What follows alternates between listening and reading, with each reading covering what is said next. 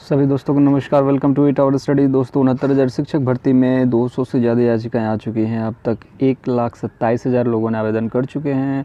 और mobile number संशोधन पे क्या विचार होने वाला है, क्या है सेफ गुणांक, भर्ती रद्द करने की मांग तेज क्यों हो रही है, सभी चीज़ों के बारे में बात करेंगे। तो चैनल पर आप नए हैं तो सबसे पहले चैनल को एक बार सब्सक्राइब करके बेल आइकन दबा दीजिए ताकि अगली आने वाली नोटिफिकेशन आपको मिल सके। अगर आप मोटिवेशन वीडियोस देखते हैं तो शांतनु फिलोसोफर नाम का एक चैनल है, जिसको जाएं और उसकी वीडियोस को देखें, उसको भी सब्सक्राइब करें। काफ़ी अच्छा स्टडी मटेरियल आपको मिल जाएगा वहाँ पे। तो चलिए चीज़ों को समझते हैं कि कैसे 69,000 भर्ती में 200 से ज़्यादा याचिकाएँ आ चुकी हैं।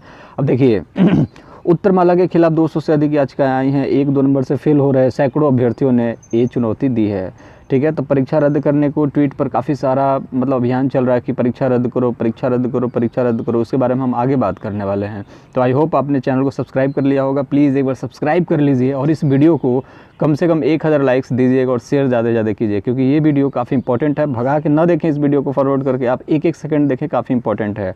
दूसरी चीज़ बात करते हैं दोस्तों की 200 से जो ज़्यादा याचिकाएँ हैं उसमें क्या चीज़ है, क्यों है ये याचिका। तो बस वही है, जो फेल हो जाता है वो कहीं ना कहीं किसी चीज़ को बिगाड़ने की कोशिश में लग जाता है।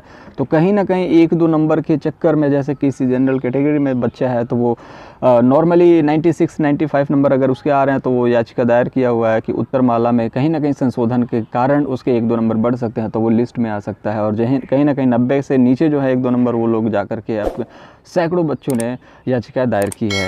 तो कहीं ना कहीं मोबाइल नंबर जो 28-29 तारीख को उत्तर कुंजी मामले पर सुनवाई है, उसमें कहीं ना कहीं ये बच्चे कहीं ना कहीं अपनी जो याचिका है उस पर जीत मिल सकती है। और कहीं ना कहीं अलग से भी याचिकाएं अभी दायर की जा रही हैं, जैसे मोबाइल नंबर संशोधन को लेकर के भी बहुत सारा विचार हो रहा है इस पर।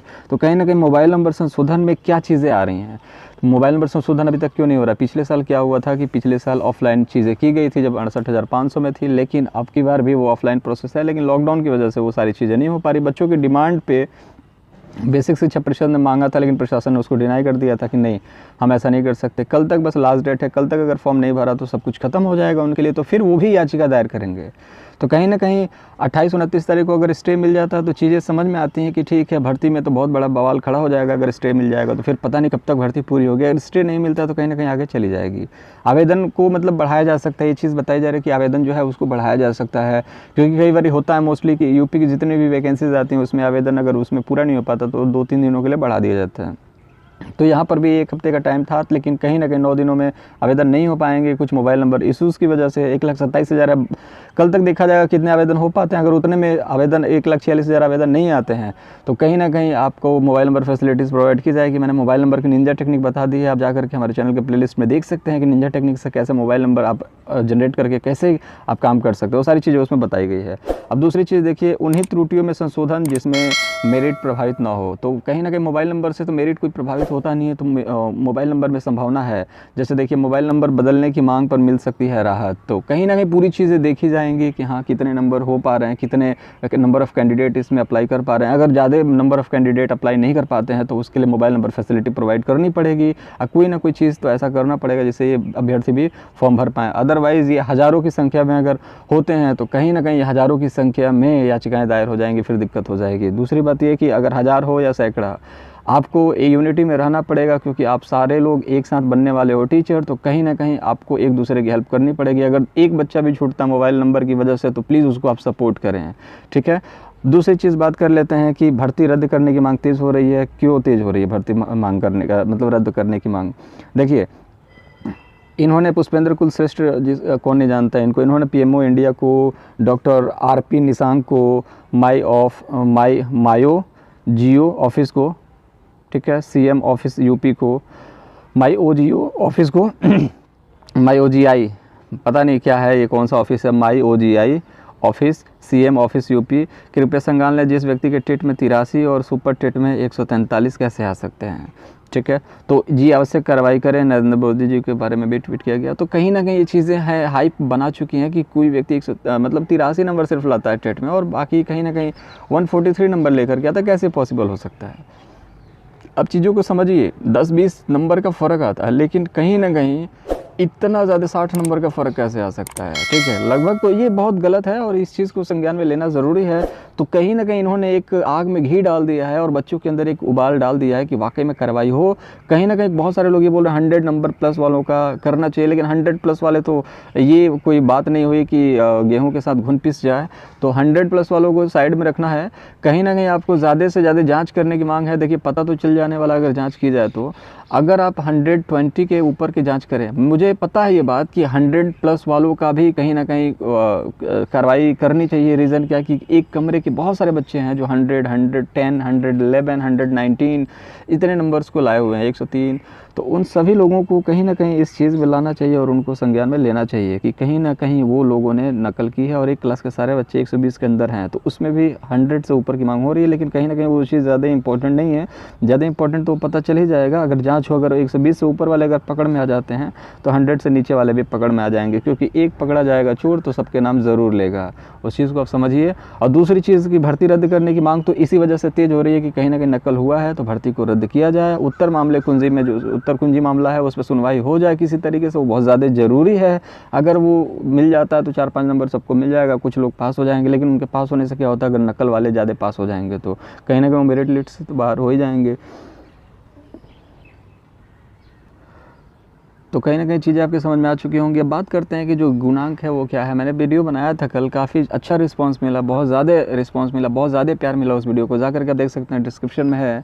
मैंने जो कट ऑफ बताई है सारे यूट्यूब चैनल पे वही कट ऑफ बताई जा रही है। रीज़न क्या है, क्योंकि कॉपी की गई है। वो कट ऑफ जो है बिल्कुल जेन्युइन है, वो ओवरलैपिंग न होने की वजह से है। जैसे कि ओवरलैपिंग होगा, ठीक है, तो वो कट ऑफ वहाँ पे जाता है कि मैंने बताया था जनरल का 72 के आसपास जाने वाला है। आप देख लीजिए, चेक कर लीजिए, बहुत सारे लोग बता रहे हैं। और दूसरी बात ये है कि कहीं ना कहीं ओवरलैपिंग नहीं होता तो 70 और 67 तक जनरल फाइट कर जाता, क्योंकि 35,000 सीट है। अगर जनरल की 34,500 36,000 पास है तो सारे लोग उसमें क्वालिफाई कर जाते हैं। लेकिन ओवरलैपिंग से बहुत सारे बच्चे जाएंगे तो कट ऑफ भी ज़्यादा जाएगा हाई। तो जितनी सीट है 34,500 उसमें बहुत सारा रस होगा, भीड़ होगा। तो उसमें जो भी ज़्यादा टैलेंटेड होगा नंबर को लेकर के, टैलेंटेड तो सभी हैं, जिसके नंबर ज़्यादा आएंगे तो कहीं ना कहीं वो निकल जाएगा आगे और मेरिट को लेकर के चला जाएगा बहुत आसमान में, ऊंचाइयों पे। तो वही चीज़ है। तो कहीं ना कहीं अभी एक यूट्यूब चैनल पर मैंने देखा, उन्होंने मतलब देखिए बच्चों के साथ कभी भी खेलना नहीं होता है। कहीं ना कहीं कुछ इन्फॉर्मेशन ऐसी होती है जो न्यूज़पेपर में ऐसे निकल जाती है जिसको हमें दिखाना पड़ जाता है और कहीं ना कहीं वो बाद में गलत निकल जाती है। लेकिन जो भी कट ऑफ के बारे में है, किसी के दिल को खुशी देने के लिए, उम्मीद जगाने के लिए अच्छा नहीं है। एक मैंने देखा है, उसमें दिखा रहा था चैनल में कि 60 के आसपास जनरल का जाएगा और 55 के आसपास जाएगा आपका ओबीसी का। तो भाई साहब मैं ये चीज़ बता दूं कि कट ऑफ ही 65 गुणांक गया हुआ है जनरल का, ओबीसी का, SC/ST का 60 गया हुआ है। तो कैसे आप 55 पे पास कर सकते हो? थोड़ा लॉजिकल चीज़ें डाला करो। और बच्चे देख भी रहे हैं तो कैसे शिक्षक बनने की तरफ आगे जा रहे हैं, आप इस चीज़ को समझिए। तो आप इस चीज़ को समझिए कि 60 से नीचे तो जा ही नहीं सकता, 65 से ऊपर ही जाएगा। अगर जनरल की बात करें 65 से नीचे आ नहीं सकता। तो कहीं ना कहीं ये जो कट ऑफ है 2-3 नंबर ऊपर जाने वाला, मैंने बताया था SC का जो जाएगा 64 से ऊपर ही जा सकता है।